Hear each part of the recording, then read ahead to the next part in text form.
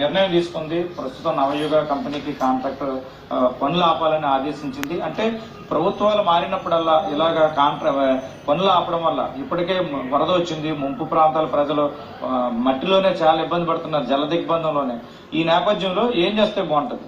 ఇప్పుడు చాలా ట్రాన్స్పరెంట్ గా చెప్పారు వాళ్ళే. జగన్ ప్రభుత్వం ఏం చెప్తా ఉంది, పనులు ఆపండి, తర్వాత మన పనులు చేతులు కానీ. అంటే ఇక్కడ అవినీతి అనేది తేల్చలా, అవినీతి మీద మాట్లాడట్లా, రీటెండర్ గురించే మాట్లాడుతున్నారు. వాళ్ళ సొంత రాజకీయ ప్రయోజనాల కోసం, వాళ్ళ కమిషన్ కోసం వాళ్ళు ఆలోచిస్తున్నారు తప్ప అక్కడ ఒక జరిగింది దానికోసం ఆపాం, తర్వాత దాన్ని ఎంక్వైరీ చేస్తాం, తెలుస్తాం అనేది లేదు ఇక్కడ.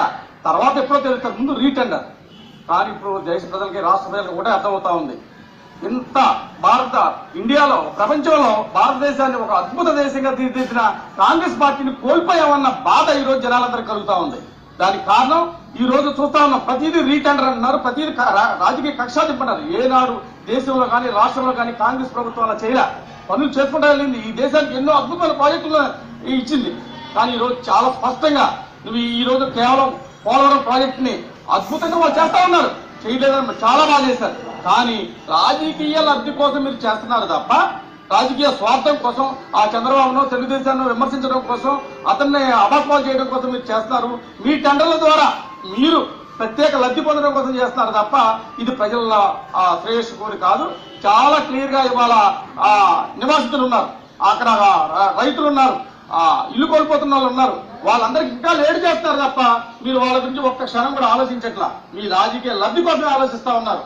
ఈ రోజు ఎన్నో లక్షల కోట్లు వాళ్ళు కోల్పోయి, ఆ పొలాలు కోల్పోయి ఇవాళ అన్నమో రామచంద్రాని రోడ్ల మీద ఉన్నారు రైతులు. వాళ్ళందరికీ మీరు ఆ అమౌంట్ ఇప్పించడం కానీ, నిర్వాసితులకు ఇల్లు ఇప్పించడం కానీ ఆ పని మీద మీరు లేరు. గిరిజనులు ఎంతో మంది అమాయకులు, అక్కడ రైతులు అందరూ కూడా ఆ నిర్వాసితులుగా కోల్పోయి ఇబ్బంది పడతా ఉన్నారు. మీరు రాజకీయ లబ్ధి కోసం ఇలా లేట్ చేసుకుంటూ ఇలా ఈ వాతావరణాన్ని ఇలా కలుషితం చేయడం మనకు కరెక్ట్ కాదు. మీరు ఆలోచించి దీన్ని త్వరగా పూర్తి చేయాలి. ఇది ఆంధ్రప్రదేశ్ జీవనాడి అంటున్నారు అందరూ కూడా. నేను కేంద్ర ప్రభుత్వం చెప్తా ఉంది, ఎందుకంటే మీరు లేట్ చేస్తా ఉన్నారు, అనవసరంగా రాజకీయం చేస్తా ఉన్నారు.